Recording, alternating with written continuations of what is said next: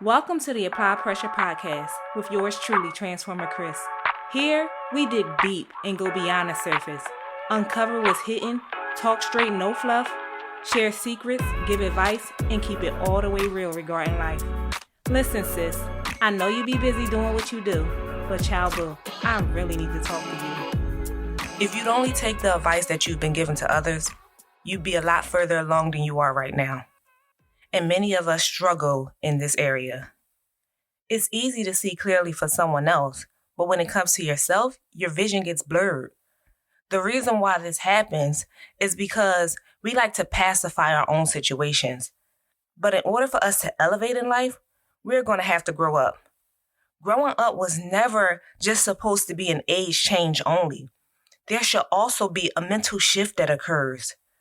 We are supposed to mature, and that maturity should come with wisdom.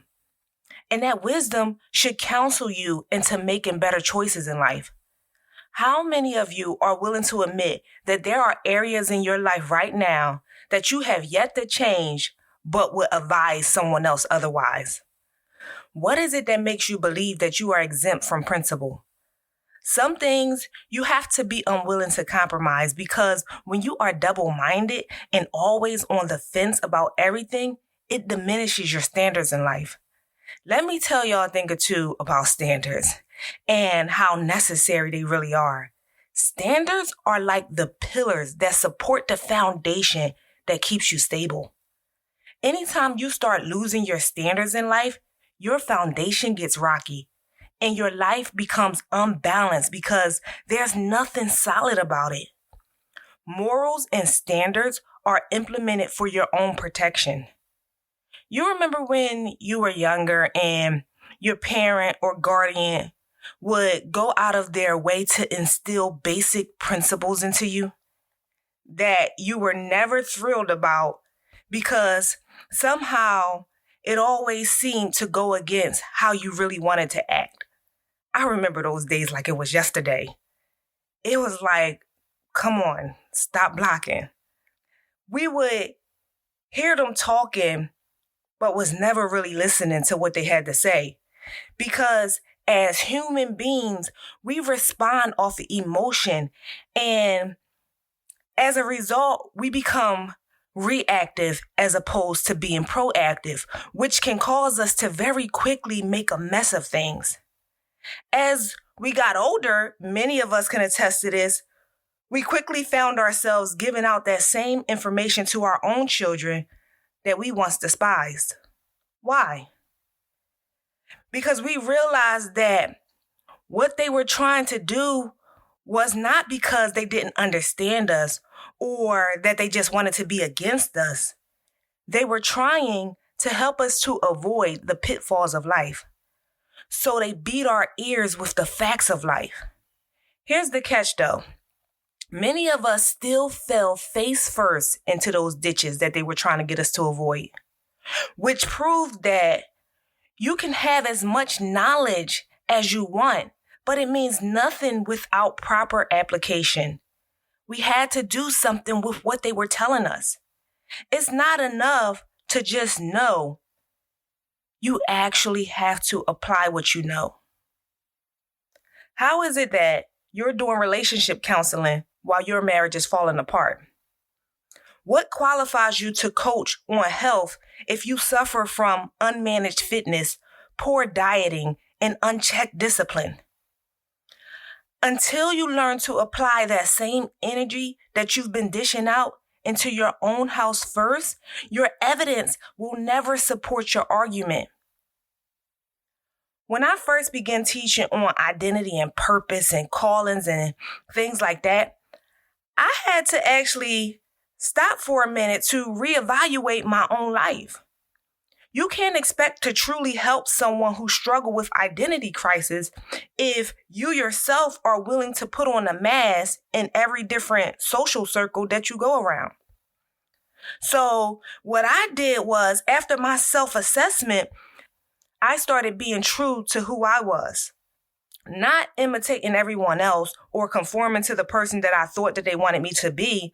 I understood that if I believed in my teaching, I needed to be practicing the same message that I preached.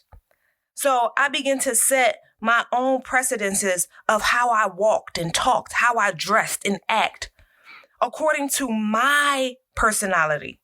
I stopped trying to force what didn't fit and found the place that I rightfully belonged. Remember this, if you force what doesn't fit, you will always be in situations that are very uncomfortable. In order for me to do proper training on purpose development, I needed to at least be operating in mine. So I tapped into that unique gift that God placed down on the inside of me, and I started to feed the part of me that needed nourishment. And what I found was that the more attention I gave it, the more awake it became. As my passion for it grew, so did my awareness of how to use it to my benefit. And that's the start of how to begin to thrive in your calling. Once you develop your purpose, you will see that your gift will begin to make room for you in a lane that you were called to dominate in. I say all of that to say that the formula will only work for you if you are willing to use it. You can know a lot of stuff and even say a whole lot more, but the reward, the results, the evidence comes from what you actually implement. I literally began coaching myself first, far before ever considering turning it into a venture to assist others. Everything that I said I wanted to do, desired to have, or aspired to become, I put movement behind the game plan. And I stopped allowing myself to be tricked into believing that I was good enough to help others, but not good enough to help myself. And a lot of us trick ourselves into thinking this sort of way. We have to remove the excuses for the mediocre contentment of the status quo lifestyle. Don't let obsessions and addictions or even pessimism talk you out of a better way. If you can tell your child they can be anything they want to be and that the sky is the limit, I'm going to need you to begin to look yourself in the mirror and rehearse those same affirmations. You know what? I actually wrote a book of affirmations that you can actually go to my website right now and download for free. That can get you started. And then after you get through those affirmations, you can begin to add on to them and make it a daily routine when you wake up.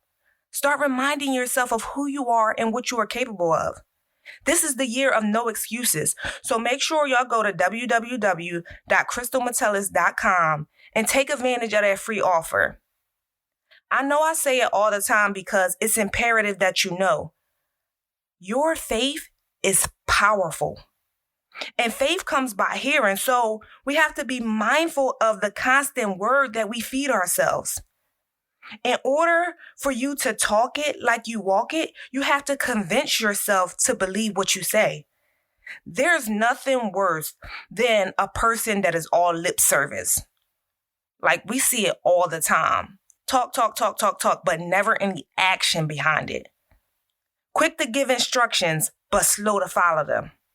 The next time you tell one of your girlfriends not to take abuse, make sure you remind yourself not to stand for it either. You are precious as well, and you deserve that same good treatment. Don't discount yourself. The same way you tell your sister not to take disrespect, make sure you're not giving anyone in your own life a license to be verbally assaulting.